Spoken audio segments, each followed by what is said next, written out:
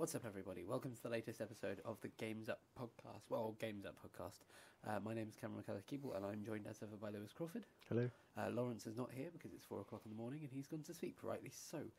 And we are covering E3 2015. We've been following and reacting to every conference, and this is no exception because Sony has just finished.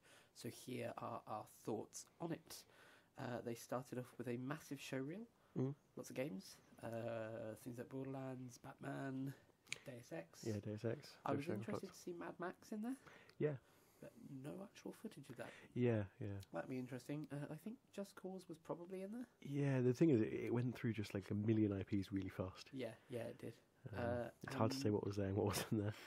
Did they show Hitman actually there? I'm trying to think. I don't know. They probably don't think so. Because I feel like that would be pretty undermining of the actual reveal. Of course. They did in the last showreel. Like, they closed out with a showreel and he was in there. Yeah. So that might be a thing. And then they came on stage and did the typical, welcome to E3, here's our press briefing, and I'm excited to show you this game. And they showed us this game, and it was The Last Guardian. Yeah. And, mind blowing. Because it's one of those things that's always been, is this the year they're going to say Last Guardian? And this was the year they said The Last Guardian, and... Yeah, and it looks beautiful. It looks gorgeous. The demo, I'll say this for it. It's gonna struggle to live up to the hype of 9 years. Yeah. Because they said The Last Guardian, and I was like, oh shit. And then the gameplay demo was there, and it was really cool. But already I feel like, you know, like... It finished and I felt like, that was The Last Guardian. Yeah. And it was in a kind of, oh my god, that's The Last Guardian, but also... Like, it's almost like it would have been better if they'd just done a reveal as opposed to a... Yeah, if they'd just done like The Last Guardian coming 2016. Yeah, no, I agree. But then, arguably, like after 9 years, they can't just say the name and be like, coming in another year. Yeah, of course. So, that's a double-edged sword. Yeah. Yeah, I mean, like, in terms of, maybe it's just not as fleshed out as it looks, if you know what I mean. Like, it's one of those, maybe that's just the only place in the game where it's actually made at this point. It depends where they are along in the actual cycle. After 9 years, I hope they have more than that. Well, yeah, I know. But, I mean, like, it's, I guess at the end of the day, it's puzzle based in the thing, and it's hard, it's difficult with a game that like Portal is a really easy to game that's both a puzzle and easy to show. Yeah. Whereas, like, how do you show off The Last Guardian properly and show it? I get that. I totally get that. It was incredible to see it, and it was incredible to know it's here. And there was a palpable air about the crowd as well that knew. And like we said, crowds at E3 clap at everything, but there was a huge reaction to it. Yeah. Definitely. Well done. Kudos to them. That's fantastic. Yeah. And then they showed off a really... Actually, I think this might be my... I know, like, we have some heavy hitters coming up, but they showed potentially what was my favourite bit of the conference. And it was called Horizon Zero Dawn. Yeah. This was... We talked about this and said, this is how you do a reveal. It was very reminiscent of... Do you remember The Last of Us demo? The way they just dead out, play the game and drop the controller. It was very reminiscent of that. It was stunning as well. Like, they kind of took us through kind of the story of what was going on. Yeah. Like, where it's set in. And then it just kind of zoomed, it like panned on the character and you were in-game. Yeah. It was like a rendered in-game cutscene. And, you know, actually, it was funny. Between these conferences, Lawrence was saying... It's interesting that trailers are either CGI or gameplay. This was like and that he would mix the both. This was that. Yeah, it was a CGI story establishing trailer. It looks gorgeous. It's a really cool idea. I mean, it's really cool in that the setup for it is kind of boringly post-apocalyptic. Yeah, but well, it's the idea of the gameplay that's interesting. Yeah. So there is no wildlife. From what I can tell, there is no wildlife anymore. Wildlife has been replaced by like bionic wildlife. Yeah, machines. Well, machines integrated. I think it said at some point. Oh, really? Like machines integrated with biology. Oh, cool. But it looked quite interesting. I'm interested to see what it's going to be, because it's one of those things where at the moment it's hunting simulator but with big metal things, but it could be like Monster Hunter, it could be that kind of thing. Cry. Yeah, that's the thing. It could be just as, it could be Monster Hunter, it could be Far Cry, it could be Tomb Raider. There's a whole list of things it could be. But it's really exciting for me. Yeah, it looked really great. The gameplay looks stunning. The concept of it is a really exciting concept. Yeah, it kind of excited me because it's. I think less and less we're seeing stuff where I go, oh, I haven't seen that before, and this was one of those. It was one of these, like something new. Yeah. Or at least different, and like, obviously it's all got the same elements, but it's something. It's new enough. Yeah. For me to go, oh, that's interesting. This is not another first-person shooter or third-person shooter. It was a third-person shooter. Yeah. Then we moved on and got a new Hitman game. Yeah. Which was a trailer. It was just an announcement, really, wasn't it? Yeah, it was an announcement trailer. It looks great. It's still doing the overly machismo thing. I don't think it was that bad. It wasn't that bad. Like, it wasn't latex leather nuns bad, but it was like, you have to wonder if, like, they have courted this controversy a lot. They did it with Blood Money, and they did it again with Absolution, and you have to wonder when they're going to get smart and not. I would argue that it's not a getting smart thing. Like, they benefit. They genuinely benefit market-wise. Yeah. Eventually, they won't benefit from it. Yeah. Whereas I think they can still do a really good job of advertising Hitman and not need this shit. Yeah. I'm not trying to go on like a flag up in the air crusade or anything, but it is a bit exhausting. Like, when you I kind of defended Hitman, and not like, defended, but like I kind of could be okay with some of the stuff they did with Absolution if it was like a one-off, this is the idea for the game. But the more they do it, the more it is harder to say. Like, the harder it is to say, no, Hitman isn't this, because they are doing it a lot. I didn't really see it. Really? I think there wasn't a woman in it who was wearing anything. And like, I'm not so sure. Maybe I'll have to rewatch it, but that's not really the impression I got from it. From what I saw, most of the, most of the female characters who were shown in it were shown in like bikinis and with gratuitous ass shots. And I yeah, but that's like real life. Like, this is bullshit. It is. No, I disagree. But all of real life is women walking around in leather tight bikinis. Yeah, and you only in a focus Playboy's on their Mansion, arse. which is the kind of place where it was set. Okay, yes, that's fair enough. And it wasn't latex nuns walking down the street. No, I agree. I'm not trying to say it's like on the same people level. in bikinis in Miami. No, I agree, and I'm not trying to say it's on the same level. But after latex nuns, you'd think somebody might have said to them, maybe don't put this in the trailer. Yeah. Like, I'm not trying to say that like I say, I'm not trying to go on a crusade and say that this has to be like immediately removed. But I am saying that it's getting to the point where it's exhausting trying to defend it because they keep doing it. And like, they're doing it to greater and lesser extents, but they're doing it nonetheless. And like, I hope that Square Enix have something smarter planned for tomorrow. Yeah. Like, I hope they come out and show a smart demo that's about the game and this, that, and the other. But that was a little... Yeah, no, I know what you mean, but it's when it's a reveal, it's always just going to be the big three. When it's guns, the other thing, sex and drugs and rock and roll. Yeah, I know, but even so, and then they announced a beta for the game. Yeah, I'm not sure what they were betaing. They talked about the game. I assume it's the contracts mode in Absolution, but now it's in this one. See, I assume so too, but just beforehand, they talked about how they were treating this one like a sort of all the players world. Like, I don't entirely know what it was they were saying, but I guess they could make this a they could make a really good multiplayer mode for it. Yeah, it would be interesting if they did something like where the single player is Hitman and the multiplayer is you design a Hitman. Yeah, I could picture it as being sort of reminiscent of the Assassin's Creed game mode. I'm trying to think you're all trying to assassinate each other, but you're trying to make sure that you don't get assassinated at the same time.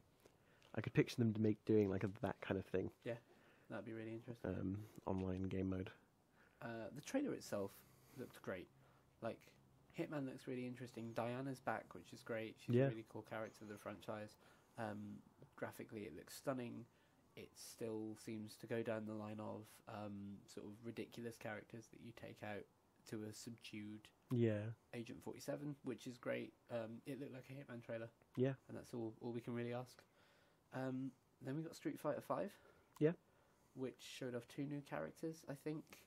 And it was about 2-3 minute trailer with a bit of gameplay in it. It wasn't stellar, I'll be honest. Like, it wasn't, considering that's their, like, this is exclusive to PlayStation, it wasn't as big as it could have been. Yeah, definitely. Then we had No Man's fucking Sky. Yeah. Oh, God, I love that game. And we got quite a lot of it. Yeah, we got a good 5-6 minute demo with Sean Murray on stage. Yeah. Talking and showing us through, this is how you fireplane, this is how you do combat, this is how you discover a world, you warp here, these are all the stars you can go to. Like, what I really like about No Man's Sky is it seems like the perfect game to demo, because, like, with something like The Last Guardian, you bring it on stage after 9 years, and it's hard to show gameplay that, like, translates to that level of hype. Whereas with No Man's Sky, like, you could literally for 3 years in a row come on and say, here's the centre of the universe, zoom out until you can't zoom out any further, see you next year. And even that would be exciting on its own. Oh, I can't wait. Hype trains. I know, but, like, what I really like about this hype train is this is not Ubisoft, EA hype train. This is 3 guys. Yeah, of course, yeah. Like, these are 3 guys who, like, had a basement flood and lost half their game. Like, this is what the real hype train is, where somebody is genuinely making something crazy innovative and crazy exciting, and they deserve this hype train. Yeah, definitely. So fucking chew, and I cannot wait. It's so good. Then they had Media Molecule come on and talk about Dream Simulator. Yeah. But or Dreams. It was always like that. I don't know whether it's I don't know whether what we saw of it beforehand. What do you mean what we saw of it before? No, I don't know what we saw of it beforehand. I didn't. Is this the first time we've seen it? What, No Man's Sky or Dreams? Dreams. Oh yeah, this was the first time they've seen it. And it's kind of hard to explain. It's like, it looked like a claymation sculpting game. Well, it did at first, and then there was a few different art styles I went through. Yeah, that's true. Once they did like the little cinematic thing. It's virtual Play-Doh. Yeah. It looked like virtual Play-Doh that you can sort of morph and add to. It's an interesting one. Not really my cup of tea, but it looks like a sort of... If you're a really creative person and you like to kind of play around and make videos, it looks like something like that. I don't really know what else it has in it. This is one of those ones where you can say, I'm not sure, but the community will do great stuff with it. Yeah. And I am really excited to see what the community do with it. Yeah. And just to see how much you can actually do with it. So, yeah, we saw Dream Simulator. And then they showed off the Taken King from Destiny. So this was one of the first low points of the conference. The Dream Simulator stuff was really cool and interesting, but I get the feeling it's one of those things that doesn't visually demo well. You've got to, like, play it and interact with it. Yeah. And Destiny's great, but you don't need an E3 conference for Destiny. You could just, like, put out on Twitter, big expansion, and people will flock to it for some reason. So we thought, oh, maybe this is going into the weeds. And then they did the Final Fantasy VII remake. Yeah, I was losing my shit during the reveal, because you said it first, didn't you? You said... They talked about They showed, actually, before it, they showed a Final Fantasy thing. They showed, like, a Final Fantasy... They showed the Final Fantasy world, or World of Final Fantasy or something, and I don't know what the fuck it was a weird amiibo, but in Final Fantasy thing. Kind of, like, it's... It was a straight... It was a... It was... You could picture it on Wii. Cutesy anime style... Yeah. It's a Wii game. And something wasn't right to me. Yeah. Like, every PlayStation conference, they have had a mind-boggling Final Fantasy demo. Yeah. Do you remember, like, when they announced the PS4 and there was that beautiful Final Fantasy demo, and I thought, Square Enix have a conference this year. Well, that's the thing, What the fuck is this? Yeah. And when I heard that they were announcing something, I looked at you and said, "This is it," and it was. Yeah, and like I wasn't sure when we were watching it, and then like see, I don't know whether you picked up on it, but watching it, there was like to a Final Fantasy player or to a Final Fantasy 7 player, there was little things where like the audio went like do do do, and I was like, oh, this is it, like because there were certain things where you're just like, I remember this so much, so just little like things that they were said. Again, things that were shown. I've never played a Final Fantasy game, but watching you watch this was one of the best E3 experiences. Like, I imagine you during those moments of what it's like to be for the crowd for the whole press conference. Like, Lewis is not what I would describe as like an animated gentleman. Right? No. But you're like, you're not the kind of person who like shakes and fan person screams. No, you're definitely right. I would. You were on your feet. You were pacing. You were like taking breaths in and out. You were on your phone, no. And like this was all within a minute. This is massive. Like, honestly, I mean, we'll see what else we see of it, but I would say the biggest thing from E3, genuinely, like, at least I guess, admittedly, I'm biased, but when it comes to that, but. It's just massive. Like, people have wanted this since the PS3 came out. Yeah, very true. And this is... Terribly sorry about the people chanting in the background there. I live among drunks. Yeah. This is... Like, I'm just so shocked. Because, I'll be honest, I think most of us gave up. Yeah, When they came out at PSX and were like, Final Fantasy VII is running on PlayStation... Everybody's like, right, fuck it, they're just not going to do it. And I tell you what, having seen what I saw of Final Fantasy VII at PSX, that looks fucking beautiful. Like, the remake looks absolutely stunning. Yeah, the, sorry, I'm in another world. Like, you're right, I was walking up and down and I was making loads of noise. And then, so then they did Final Fantasy VII, everybody went, fucking mental. It looks great. It's exclusively first on PlayStation. Yeah. So it's not exclusive to PlayStation. Do you think this will come to PC? Well, I hope so, obviously, because I don't own a PlayStation 4. Because like I would pre-purchase that game. This is like how much I am a fanboy of it. Considering I am like, don't pre-purchase anything ever, I would pre-purchase it. If they had announced it.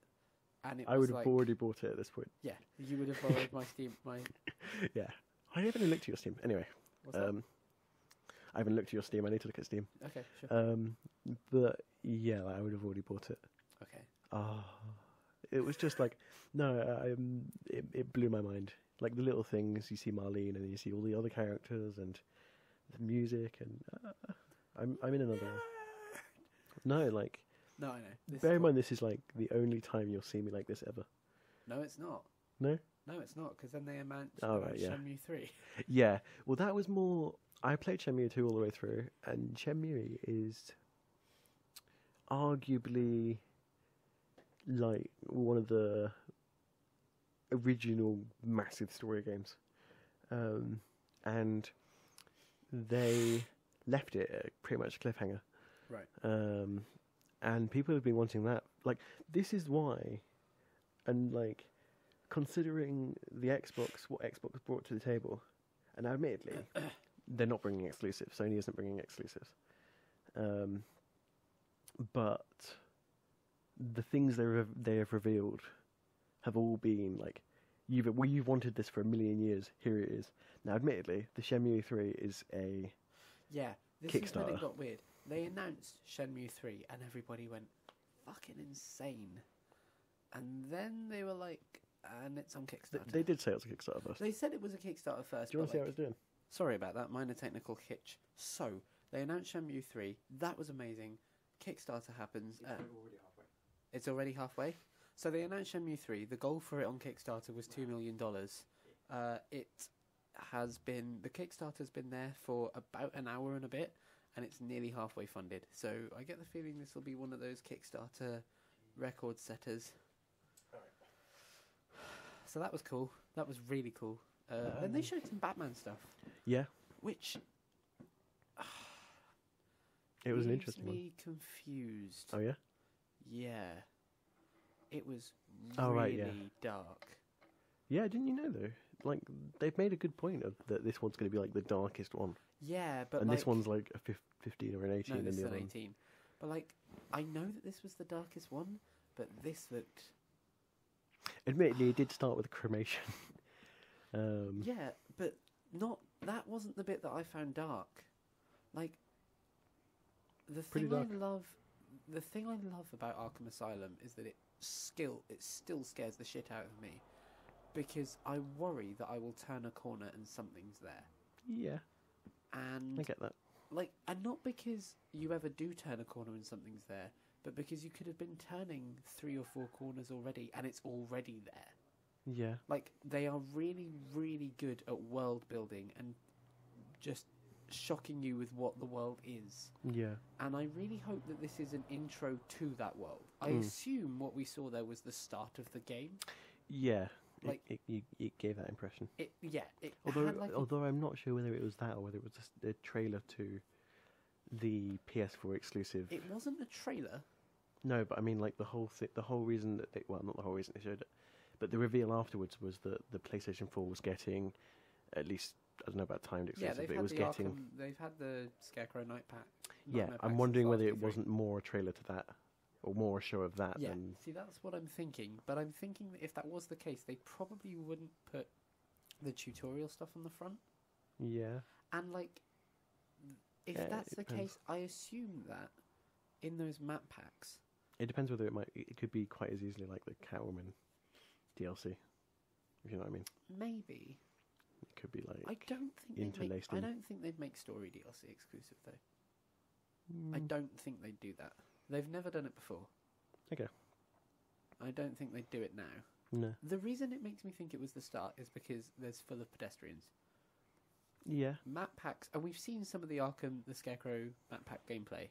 Like, it's a Scarecrow map. It's what we think of as a Scarecrow map.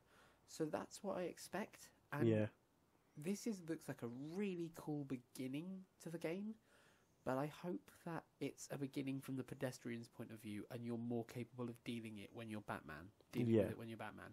And I hope that it scares me in the same way that it did. Really? Because that looked a bit generic survival horror. Like, that was spoilers, go watch the demo, but spoilers. You turn a guy around and he, like, jump scares with a nasty face and then you look around and there's other nasty monsters and they're getting closer. It's spooky face. But that's not what Scarecrow is. Scarecrow to me is that moment where you shut the door in the morgue and the doors start flapping in the morgue, because it's not survival horror. Like, it's not jump scares, it's not jumping you out.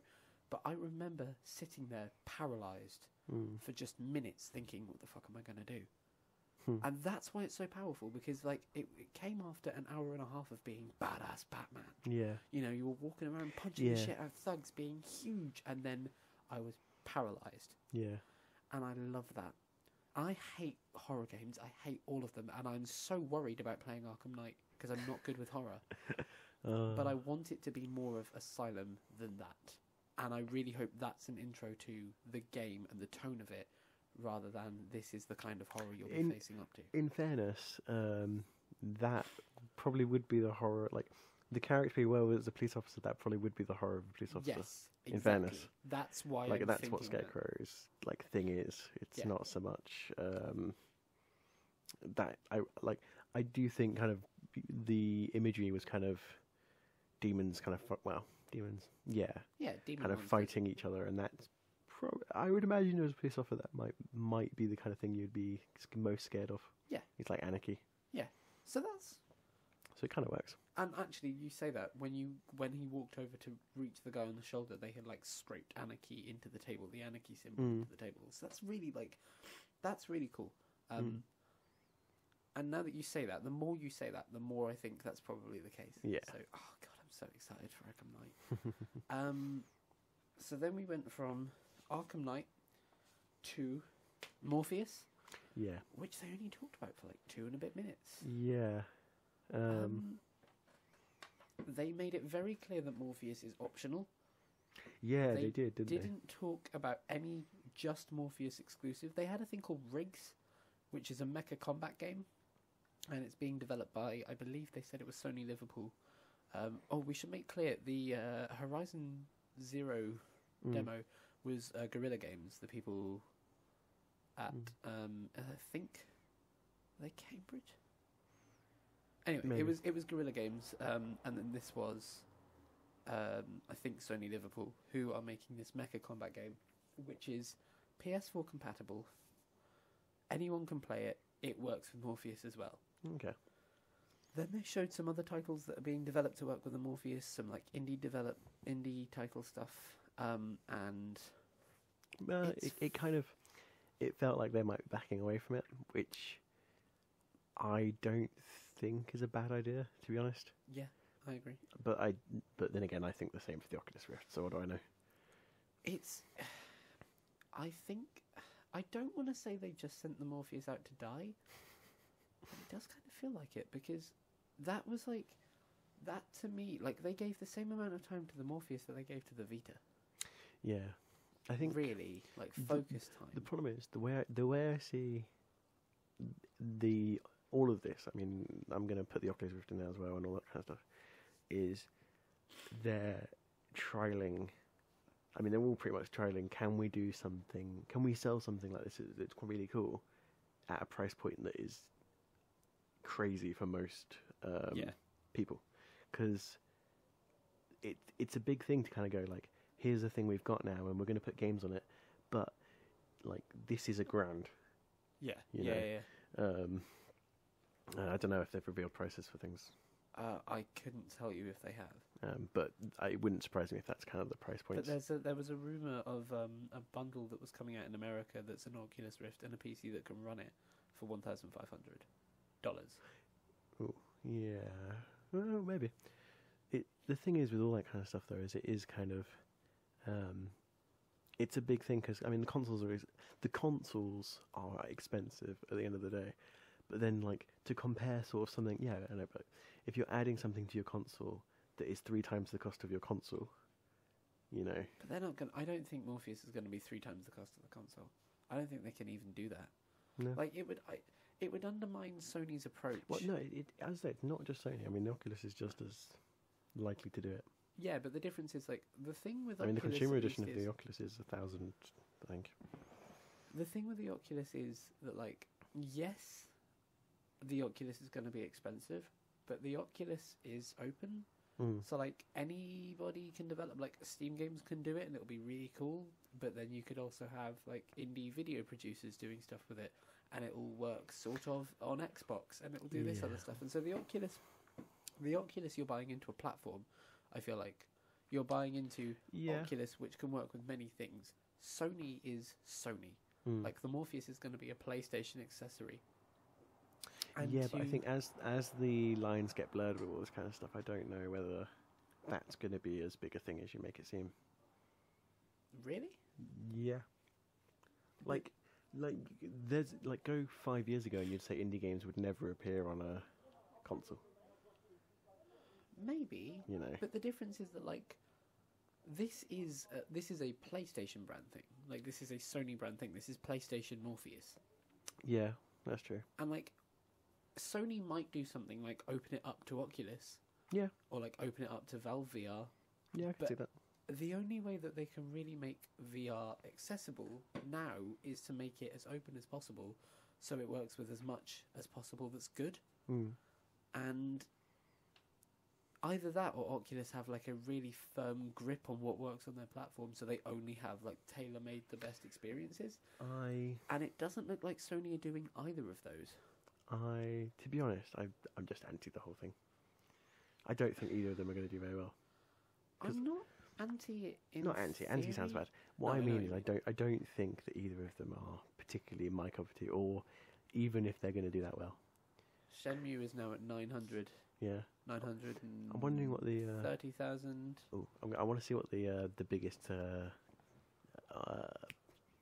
do they call it? Like the rewards you get. Oh, okay, yeah. Go and have a look. Be careful. So yeah, that was Then they announced Morpheus, and they showed off Rigs, which is like a mecha combat thing that you can play with people on PS4. And they kind of talked about it from a family standpoint of like, imagine your family playing PlayStation in your home, and you've got a Morpheus on and you're playing it with them. I don't know. It will be interesting to see how well Morpheus is uptaken in the future when it comes out. Then they showed off COD.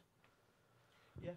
And they made it very clear that COD is a PlayStation thing from now on. Yeah. They mentioned many times PlayStation is now the home for COD. Yeah. And did... Good move by them. Is it? Like, you would say it's not a good move for the people that play COD, but it's definitely a good move for PlayStation. I don't know that it is. How would they not benefit? I'm not saying they wouldn't benefit.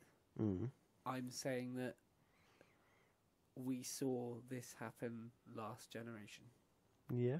Yep, we saw... Now, admittedly, it's more neck and neck now. We saw one platform come out overpriced and with too much hubris. Yeah. We saw them back down, and we saw the other platform build on their failings. Yeah. The platform that came out, and like, the platform that built on their failing, it's hard to explain, but I don't think this is a good move, because I don't think anybody needs to know about COD. Like, people got used to seeing COD at Xbox because it was there for so many years. Yeah. I think if Sony had taken that time, that 5-6 minutes, to show a bit more of the Uncharted collection, or Ratchet and Clank, which we didn't really get to talk about, yeah, or more of Until Dawn, which we really need to see, or like, or indie games. There weren't as many indie games this year as there have been. To be honest, previous years. Considering the hard hitters, though, that's not necessarily bad. But PlayStation is a really good place for indies. Yeah, and there were some really strong ones at Xbox. That's true. I mean, we did talk about the idea that there should be probably more. They should be talking about indies. Yeah. Considering that. I mean, really, when you think about how much arguably they've got the better platform for indies. Arguably, yeah. I mean. No, but yeah, arguably. I mean, they adopted them earlier. But then arguably Xbox had Xbox Live Summer of Arcade, which brewed the indie movement. Yeah, it's one of those things that they currently have the best platform for indies, arguably. Console platform for indies. Yeah, of course. But then you think about the time that Xbox gave to them, like, they had Tacoma, they had Cuphead, they had, like, they really did a good indie showcase, and PlayStation It's an interesting move.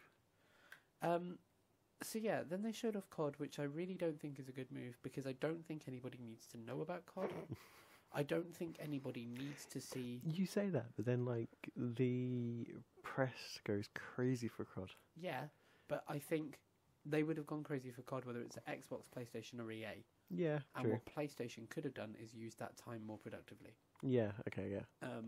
Then they showed another show reel of, like, stuff including Morpheus and the Vita, so... Lots of things that were now including the trailers for Final Fantasy and Shenmue and Hitman and so on and so forth. Then they showed Battlefront, more of Battlefront. Before that, they showed Disney Infinity. Yeah. Which was, God, that's probably the lowest point of the... Oh, no, the lowest point was when they were talking about TV services, which they did for about 3-4 minutes. Yeah. Yeah, they're launching a TV service because everybody wanted that on their consoles 2 years ago. I guess I blanked that out. Yeah, yeah. It was shockingly boring, and it wasn't interesting. Maybe we're chatting. Yeah, their hard hitters cancelled that out somewhat. Yeah. The exclusivity thing on Disney Infinity 3.0 really aggravates me. Because I have no problem. Well, I have many problems with exclusivity. Like, I have lots of problems with it. But ultimately, like, the grown-up gamers will deal with it. Like, not deal with it like the Xbox meme, but like, yeah, it sucks that Tomb Raider's coming. Like, Tomb Raider's exclusive and Street Fighter 5's exclusive. It sucks, but like, well, you know, we can play something else. Maybe we can let go of Tomb Raider. Like, we can have a mature approach to it. Kids want figures. Yeah. And it's not right to exclusivity that. Like, it's not right to sell them on one platform because we want the Boba Fett. Like, that's really fucked up. You can't blame a business for being a business at the end of the day. No, I can't. And that's, you know... Like, to them, that's, like, we've made a big move. People who maybe haven't got Disney Infinity yet are going to prefer to get it on PlayStation 4, you know? Yeah, that's totally fair. And yeah, you're right, you can't like, attack them for being a business, but... Yeah, I can agree it's a bad move, but then, like, Tomb Raider being exclusive is a bad move in the same I agree. vein. And I'm not saying it's the exclusivity of it is a bad move. Like, if this had been Battlefront, if they'd been the Boba Fett character in Battlefront as exclusive for a month, I'd have been more okay with it. It's the demographic of Disney Infinity that pisses me off about this. Yeah. Like, it's like if they had an exclusive amiibo. Yeah. It's not fair. Like, kids shouldn't have to deal with that shit. Like, well, yeah, but I mean, it depends. This isn't how you sell. These days, kids are playing COD, so it doesn't. Yeah, but like, there are still kids. Like, when Star Wars comes out, when Star Wars Episode 7 comes out, it's going to be a huge thing, and it's going to be huge for kids in the same way Episode 1 was for us. Yeah, that's true. This is not how you introduce kids to Star Wars games. Like, you don't have EA fucking up Battlefront on one time and then them taking exclusivity from Boba Fett the other. Like, that's not how you introduce kids to this shit. And it irks me because it's setting a precedent for that. Like, it's setting a precedent for kids coming into the industry that exclusivity is a thing that you just deal with. Yeah, and my issue with it, and we didn't really see any exclusives apart from Uncharted. You've got Zero Year. Well, those ones, yeah. Horizon Zero Year is exclusive. We didn't see much in the exclusive. What I mean is that most of the things we saw that were exclusive weren't the games were exclusive. The exclusive was maybe you play it first. We had a few like Last Guardian betas. Maybe you get an extra item. Maybe you play as Boba Fett. Yeah. You know, it was none of them were. This is only on. This is a. Well, no, I don't know none of them, but it wasn't. This is only on PS4. It was this bit's only on PS4. Yeah. This you can get on PS4 first, which is worse. I would rather. Really? Well, yeah and no. I mean, it's kind of you've got the starter edition and then the definitive edition, and you're saying so Xbox if gets the starter demo edition. for Tomb Raider had been exclusive, or the beta for Tomb Raider had been exclusive, would you be happy with I guess beta's slightly different. Okay, I'm on about kind of like there's 60 minutes of content that's exclusive to Xbox. Yeah, that would annoy me. I would really, rather that would annoy you more than the full game. Probably. Wow. Okay. Like, to be honest, like Assassin's Creed's a good example of this. Mm-hmm. With the not exclusive, but the I'm talking about like Brotherhood. Well, they've done it every year. Or Revelations with the no, it was the DLC that's like this is main story, but we've put it in a DLC separate. Oh really? Yeah, the Lucy thing. Know that. Do you know about the Lucy thing? No. Like, she's a yeah, she's a Templar. Yeah, that's in a DLC. Yeah. Yeah, that's what I mean. That's like, really? Yeah, it's a DLC. It's a DLC thing that reveals that. In between 3 Revelations and 3, I think. Yeah, no, hold on. That was the Animus. Yeah. Yeah, I played that on Xbox. Yeah, the DLC. It wasn't exclusive. No, I didn't say it was exclusive. So what? I'm on about so if that had been limiting exclusive. content. No. I'm on about in general just limiting content, taking stuff out of games and putting it in one. Right. In okay. one, All right. I see what you mean. Know, like that could have been. It could just as easily have been the same thing. What I mean is just kind of cutting a game out and then putting bits in it later on. Yeah, I agree. Like, and it's bad. Yeah, I agree. I would rather, because it is just kind of, you get the premium edition and the normal edition. Yeah, third-party segmented exclusivity as a whole is shit. There are types of exclusivity that's good, but this Star Wars one really irks me. There are, like, when you have a game that wouldn't have got made otherwise, when you have, like, when a publisher buys a studio and hires talent to work for them, that's okay in my book, because it's not like you're taking, like, it's not like you're ripping people from, you know, Deus Ex or whatever and saying, right, you can only make this for PlayStation. Yeah, you're saying you are choosing to work at a place where you make games for this. Yeah. That's fair enough in my book, but this really irks me because it sets a precedent for kids who should be allowed to just enjoy games that you can't play where you want to. That is a terrible lesson to give kids coming into games, and we should be like, they're a business, they have to make money, but I want more than that from them, and that annoyed me. And then they showed Battlefront, which still didn't sell me. You say that, but then as soon as it finished, you were saying, "Oh, I'm more happy about it now." That's literally what you said when it ended. I'm more happy about it. I'm still not in. Yeah, I guess. I was saying, like, it looks unbelievable. Like, graphically, it's unfucking believable how good that game looks. Yeah. Like, even if it goes 2 steps down by the time it comes out, it's still going to look unfucking believable. But I give all that up for Battlefront 3. Like, fuck it, you can make it 16-bit if it plays like Battlefront 3. Because it was exactly the same as EA's conference, because I'm still stuck in the mentality when Battlefront 2 is the best Battlefront, and I'm not going to change because it was. It does feel like it still looks like you're just a grunt, and that's the thing that gets to me. Well, that was okay. That was always the idea in Star Wars Battlefront. Yeah, but I guess you weren't just like a minion though, or at least you were, but you were part of an army, and you were. Oh, I see what you mean. Different. Okay.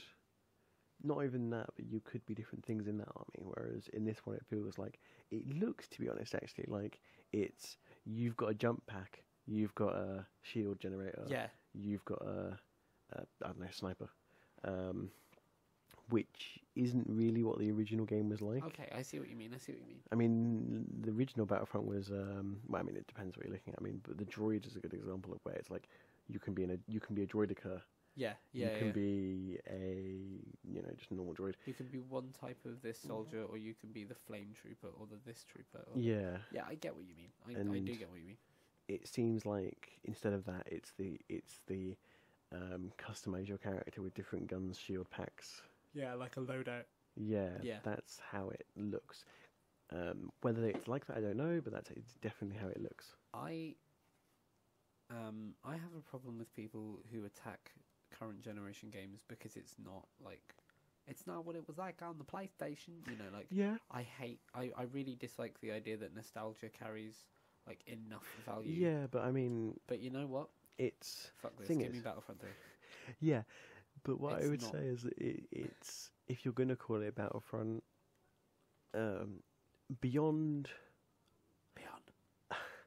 I don't know. It's. I guess, no matter what it is Battlefront 3, but it is just kind of Call of Duty, Star Wars. Yeah, it was military shooting in a Star Wars environment. Or Battlefield Star Wars even works better. But yeah, it's that, whereas the old ones were more like, I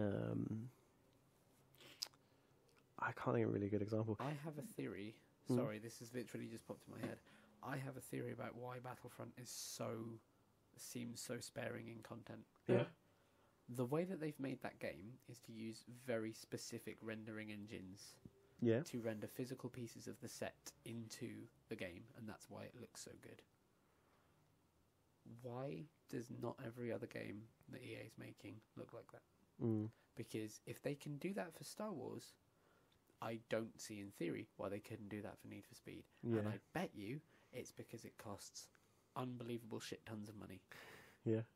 And so I bet you what they're going to have to do is say, yeah, the Battle of Jakku's free, but if you want 2 more planets, you're going to have to pay the full price of the game or something like that. Because to make it look that good. Have I told you about this? I got, I'm fairly sure I have. I got so much shit on Reddit because I posted when Battlefront was initially revealed. I posted something along the lines of it's going to be bad. There's going to be a Hoth DLC. Pre-order to be this person. Yeah. And all that kind of stuff. And I got like minus, like the lowest I've ever got. I got like minus 200 or something in karma on it. No. And then like a few months down the line, it was they re-revealed it. Oh, I was right. Yeah. Although then I posted I was right, and everyone got downvoted me again. Yeah. Well, that's a pretty big. Don't do that. Yeah.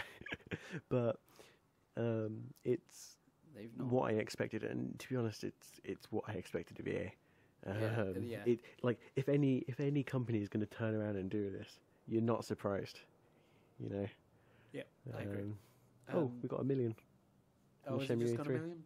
Yeah. There you go. Shenmue 3 is 50% of being funded in just over an hour. In fairness, what I would say is that, I'm fairly sure it'll get there at this point, but those that are really interested in it will be watching.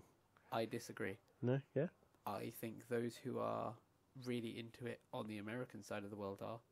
There are going to be a whole bunch of people who are waking up in about 3 hours when we're going to go to bed who are going to see this and go, You are right. It's, that's a good point. That is a good point. Having done a study on Reddit and, not Reddit, on Kickstarter and crowdfunding platforms, first few days are always the highest. The last few days are also very much the highest. Okay.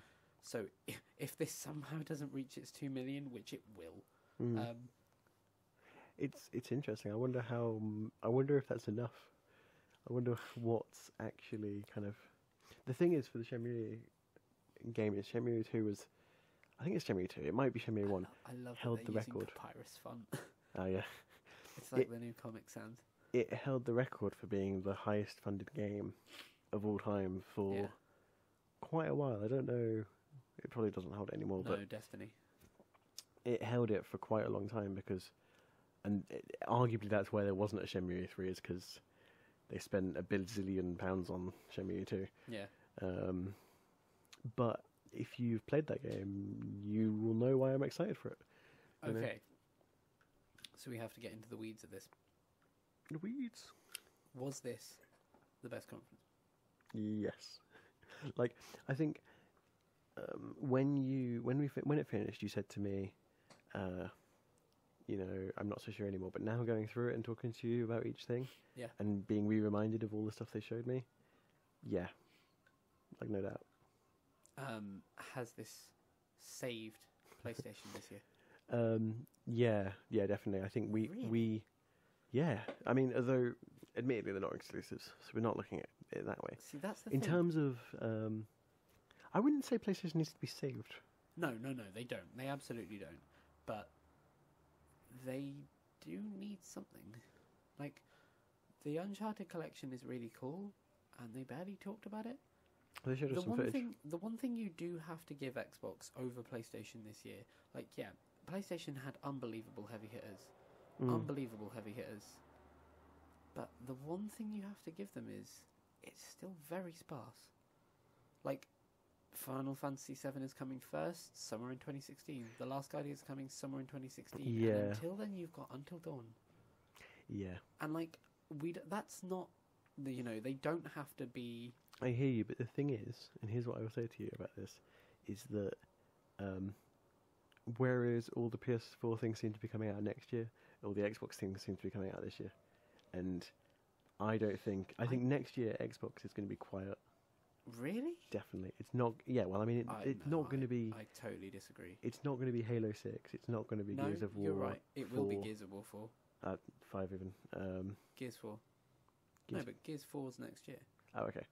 Fine, it'll be that, but it's not going to be what are the big hitters have they had? I can't remember the next day. I will put money on the table that this is next year's lineup. Crackdown, Gears 4. Crackdown's already going to be shown. What's that? Crackdown, yeah, I mean, we'll see. Crackdown, Gears, Scalebound, Recore, Quantum Break, probably a Forza game. Yeah, it's not going to be like. That's what I mean. Like, yeah, but that's not be the Last Guardian level with that lineup. Where you've like that is quieter than the lineup this year. At the end of the day, yeah, but like I don't think this is what I'm saying. I don't think they're going to have as big a thing next year just because they're all timed this year. But in the same way, PS4's got nothing this year, but everything's timed next year. Yeah, I agree, and like that was kind of the case last year as well. Like they announced Uncharted 4 for 2015. Yeah, and now it's not. So like we do have to, like until stuff is nailed in the sand, it's not really fair at this time in this generation, considering what we've seen so far, to actually assume it's coming. I mean, it is E3 at the end of the day. We don't know what this is. And PlayStation don't need saving, absolutely.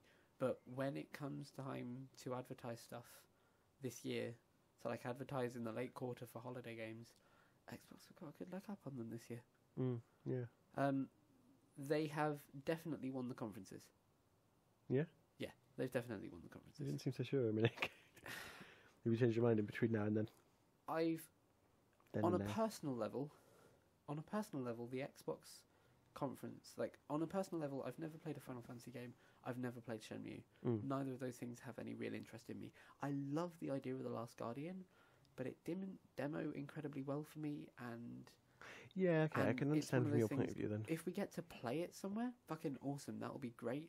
But like on a personal level for me, the Xbox conference was great because like backwards compatibility is a huge hitter. Admittedly they brought in like more hardware than anything else.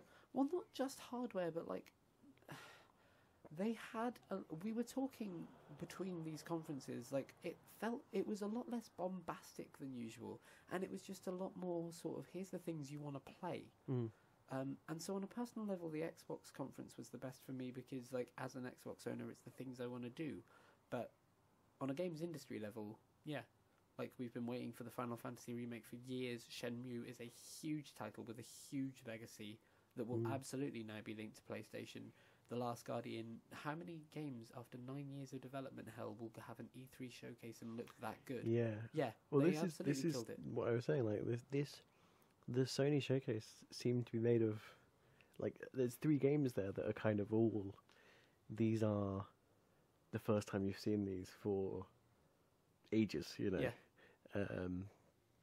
These are things that you've given up on. I mean, Shenmue 3 and Final Fantasy 7, we pretty much gave up. Yeah, and and Last Guardian, we were fairly sure were never going to happen. Yeah. You know, they're in the same sort of thing as Half-Life 3. Well, were. Yeah, no, you're absolutely right. And like, to me, it's almost like Valve come out and go, here's Half-Life 3, Portal 3. You know what I mean? It's like big reveals. Big things that you think are never going to happen. From E3, it's big, heavy hitters. Yeah, it's an interesting thing because I think we talked about it beforehand. We said the problem with E3 is we know everything that's coming up. Yeah, all the reveals are given ahead of time. This Sony conference was so good for not being that. It was mental in that regard. So yeah, on a personal level, Xbox, because I'm really invested in that platform and I love their features. I'm a fanboy. Motherfucker, I'm being honest. No, I know. Like, sorry. On a personal level, I like the platform. What they're bringing to it is a really good advance, and they're bringing it. They've dated it. They're bringing it this year. That means a lot to me. On a games industry level, yeah, Sony absolutely just won. They absolutely just won. They killed it because you'll never get to reveal Shenmue 3 again. You never get to reveal Final Fantasy Remake again, The Last Guardian again, and they just did it. Like all of those are just crazy reveals. I think Xbox will have a better 2015 than PlayStation. Probably. But I think they absolutely killed E3. Yeah. And I don't think I'm going to see anything better from the rest of the conferences. Right then, well, you don't know. Final Fantasy VII at Square Enix. Yeah. Yeah, of course, yeah. Yeah. God, wouldn't it be fucking weird if Square Enix won E3? I don't think... oh, that's true. I guess we could see that and Hitman? Hitman, Deus Ex. Oh, no. They could win. They could. That's a pretty good lineup. Yeah, between those three... World of Final Fantasy. Yeah, that's true. Okay, there we go. It's a half-an-hour demo of that. Nintendo... We're still worried about the Square Enix, what's going to be on mobile, and... Yeah, that's true. Is the new Deus Ex game a mobile game? Well, the other... Human Revolution was put on iOS, wasn't it? It was a... I didn't play it because my Kindle is rubbish, but... because if your Kindle had been working, you'd have, straight got onto it. Yeah, they had some, standalone thing that looked kind of cool. So, I think we can wrap this up fairly nicely and say... Congratulations, Sony. You pretty much just won E3. Take my money. Yeah. So with that, thank you very much. Cheers for sticking with us, and continue, please, to stick with us through E3 as we do the last of the two last conferences. We unfortunately can't do the PC Gaming Show, but we will be doing Nintendo and Square Enix tomorrow. We're going to go to bed because it's 5 o'clock in the morning, and Shenmue has just got halfway funded. Thanks very much for sticking with us. Congratulations, Sony. And we will see you next time. So until then, the game's up and death squirrels.